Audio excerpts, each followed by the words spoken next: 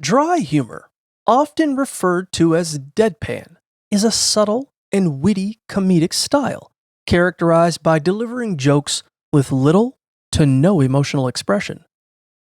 This form of humor thrives on clever wordplay, irony, and context, often making light of serious or mundane topics while relying on the audience's shared knowledge to enhance the humor. While it can sometimes be misinterpreted as insulting, those who appreciate it find it highly entertaining. Popular examples include comedic shows like The Office and sketches from SNL where the humor lies in the absurdity of situations contrasted with a straight-faced delivery. To master dry humor, focus on maintaining an expressionless demeanor and honing your vocabulary while being mindful of your audience's potential reactions.